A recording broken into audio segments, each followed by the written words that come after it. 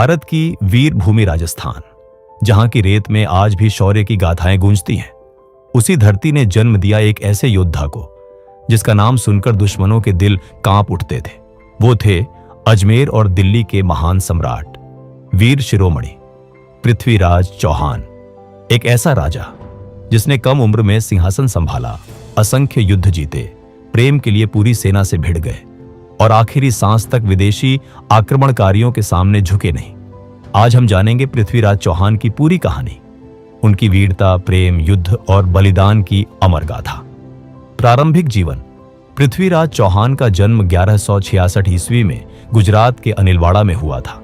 वे चौहान वंश के राजा सोमेश्वर चौहान और रानी कर्पूरी देवी के पुत्र थे। बचपन से ही पृथ्वीराज अत्यंत बुद्धिमान, साहसी और युद्ध कला में निपुण थे। कहा जाता है कि वे घुड़सवारी, तलवारबाजी और धनुर्विद्या में अद्भुत प्रतिभा रखते थे। लेकिन किस्मत ने उन्हें बहुत छोटी उम्र में ही बड़ी जिम्मेदारी दे दी। 1177 ईस्वी में उनके पिता का निधन हो गया और मात्र 11 वर्ष की आयु में पृथ्वीराज चौहान अजमेर के राजा बने।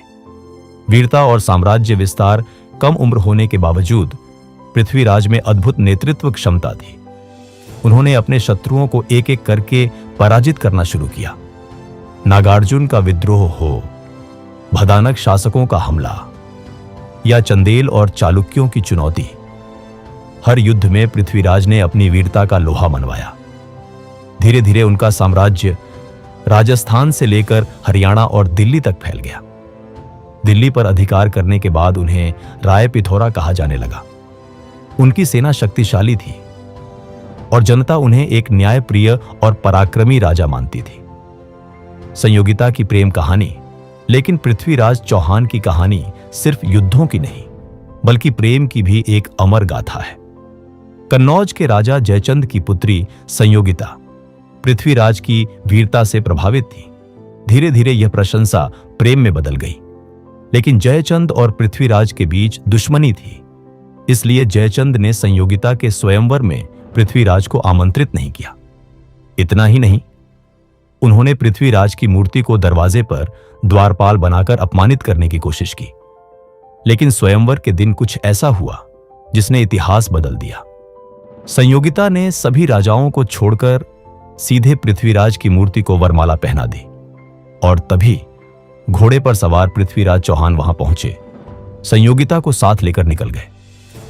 यह घटना भारतीय इतिहास की सबसे प्रसिद्ध प्रेम कथाओं में गिनी जाती है। तराइन का प्रथम युद्ध 1191। उधर भारत पर विदेशी आक्रमणों का खतरा बढ़ रहा था। मोहम्मद गोरी भारत को जीतना चाहता था। 1191 ईस्वी में तराइन के मैदान में पृथ्वीराज चौहान और मोहम्मद गोरी की सेनाएं आमने सामने आईं। इस युद्ध में राजपूत सेना ने अद्भुत साहस दिखाया। पृथ्वीराज के सेनापति गोविंदराज ने गोरी को गंभीर रूप से घायल कर दिया।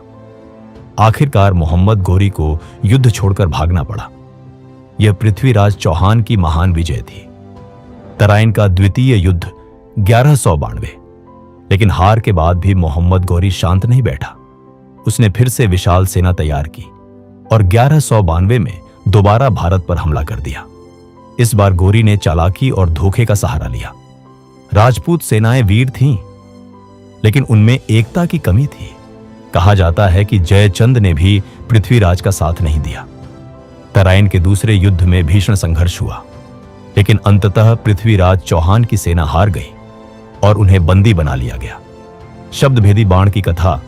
किंवदंतियों के अनुसार मोहम्मद गोरी ने पृथ्वीराज चौहान की आंखें निकलवा दी, लेकिन अंधे होने के बावजूद उनका साहस कम नहीं हुआ। कवि चंद्रबरदाई ने एक योजना बनाई। उन्होंने पृथ्वीराज को गोरी की सही स्थिति बताई और फिर पृथ्वीराज चौहान ने अपने प्रसिद्ध शब्दभेदी बाण से निशाना साधा और मोहम्मद गोरी को मार गिराया। हालांकि इतिहासकार इस घटना को लेकर अलग अलग मत रखते हैं, लेकिन भारतीय लोक कथाओं में यह कथा आज भी अमर है। ऐतिहासिक सच्चाई। पृथ्वीराज चौहान के जीवन का वर्णन पृथ्वीराज रासों में मिलता है, जिसे कवि चंद्रबरदाई ने लिखा था। हालांकि कई इतिहासकार मानते हैं कि इसमें कुछ घटनाएं कल्पनाओं पर आधारित हैं।